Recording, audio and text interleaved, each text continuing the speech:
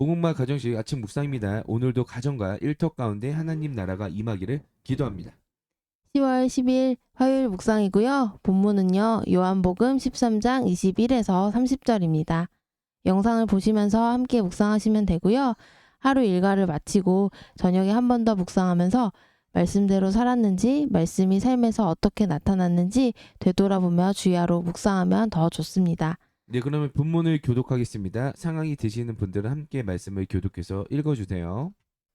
예수께서 이 말씀을 하시고 심령이 괴로워 증언하여 이르시되 내가 진실로 진실로 너희에게 이르노니 너희 중 하나가 나를 팔리라 하시니 제자들이 서로 보며 누구에게 대하여 말씀하시는지 의심하더라.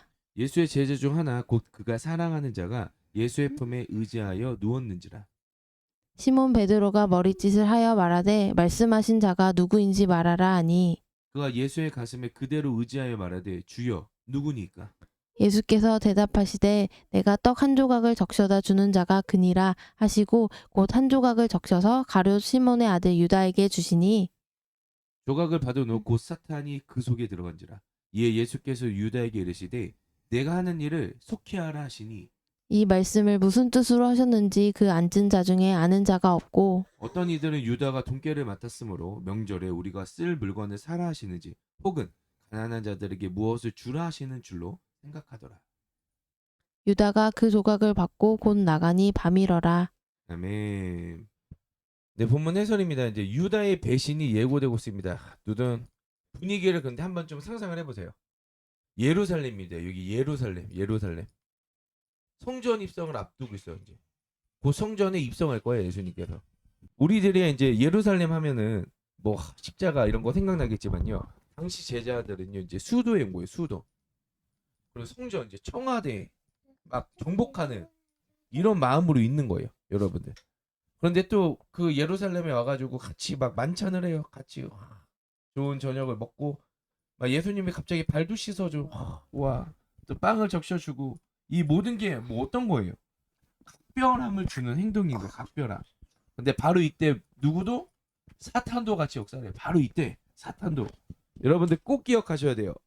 큰 은혜가 있으면 뭐가 있다? 큰 사탄의 역사도 있다. 바로 뭐라고? 그 사탕의 역사도 있다. 네, 사탄 아니고요. 사탄입니다. 네. 사탄의 역사가 있는 거예요. 그래서 수련회에서 은혜 받고 갑자기 오면은요. 수련회에서 은혜 받으면 꼭 한 명씩 있어. 집에서 갑자기 누군가 집에서 사탄 된다고. 이런 경우 있으시잖아요. 또 이제 뭐 우리가 단기 선교 떠나서 또 엄청난 하나님의 역사가 있어. 그러면 갑자기 이 중 한 명이 빌런이 돼요. 막 사탄 됩니다. 갑자기. 예, 꼭. 한참 또 막상 그래도 열심히 저 영적 전투 심하게 할 때는 막 토도하고 그랬어요. 막 토도, 헛구역질하고 막 이랬어요. 이 모든 것 좀 이런 사탄의 역사 중에서 가장 큰 게 뭐예요? 배신입니다. 배신. 정확히는 관계의 단절이죠.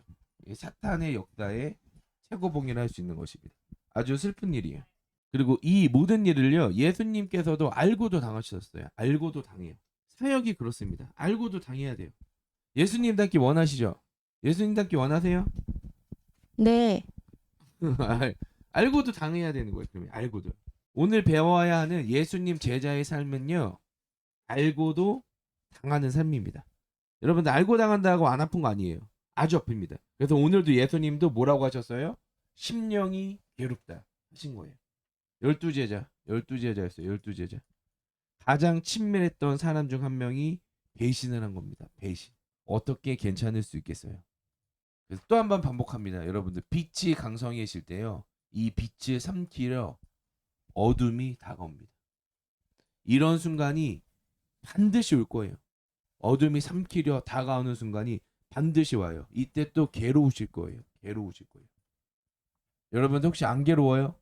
그럼 예수님 똑바로 따라가고 있는지 생각을 해보셔야 돼요. 그리고 혹시라도요. 바로 이러한 순간에 계시다면요.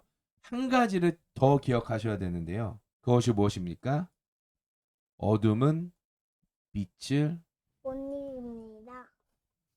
다시 못 이깁니다. 맞아요. 이길 수 없다. 우리 파로도 외우는 겁니다. 같이 기억하셔야 돼요. 그래서 이제 앞으로 이야기에서 나오겠지만요. 사망이요. 이 어둠이요. 결국 예수님을 삼킵니다. 사망으로 삼켜요.